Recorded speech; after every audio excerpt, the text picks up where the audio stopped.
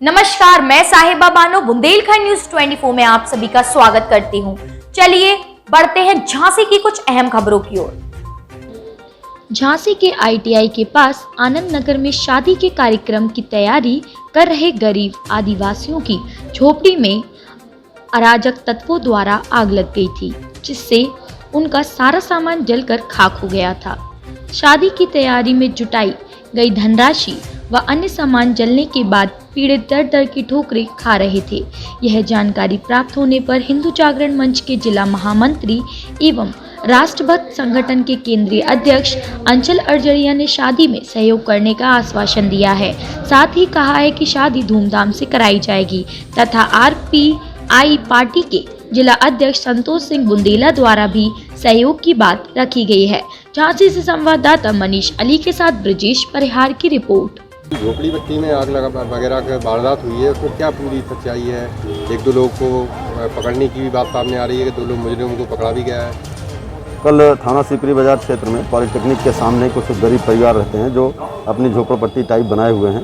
एक दूसरे पक्ष से उनका आपस में झगड़ा हो गया था बच्चों के लड़ाई के बारे में, और जिसको लेकर के वो आपस में झगड़ा कर लिए थे और उसी बीच दुर्घटनात्मक बस से किसी झोपड़ी में आग भी लग गई थी, जिसको लेकर के मौके पर पुलिस पहुंची और उस पर आज मुकदमा दर्ज किया गया और 2 लोग अभी गिरफ्तार भी कर लिए गए हैं।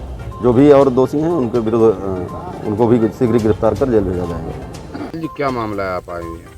ये ITI के पास में झोपड़पट्टी का इलाका है जहाँ पर गरीब लोग रहते हैं और पांच झोपड़पट्टियों में तोड़फोड़ करके आग लगाई गई है। कल रात्रि में कोई विवाद, शादी में भजन बज रहे थे, उस भजन को रोकने के लिए यहाँ पर एक नगीना कोई रहती है, उसने मना किया होगा कि ये भजन नहीं बजाओ।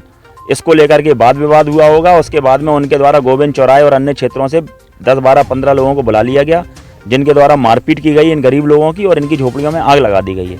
जिसके घर में शादी थी उसका सारा सामान जल गया है। इस विषय को लेकर के यहाँ आए थे। अभी हाल ही हमारी इस संबंध में अधिकारियों से बात हुई है। जिन लोगों ने ऐसे कृत्य किए हैं उनके खिलाफ में समुचित धाराओं में मुकदमा पंजीकृत किया जा रहा है और उनको जेल भेजने का काम किया जा रहा है।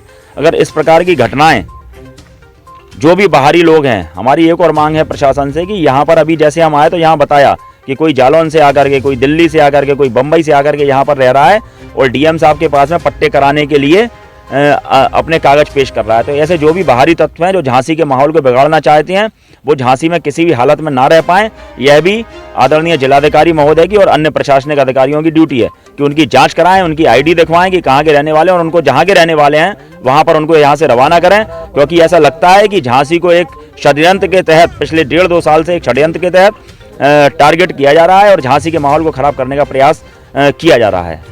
जानकारी हुई यहाँ पे किसी की शादी भी थी, उनका सामान जला दिया गया, आपकी तरफ से क्या सहयोग रहेगा?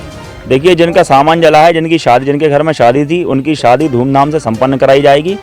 और जैसा कि मैंने बताया है कि जो गिरफ्तार हुए हैं, इसके अलावा जो भी इसमें अन्य लोग दोषी हैं, उन सबको पकड़वा करके और उन सबको जेल भिजवाने का कार्य भी करवाया जाएगा।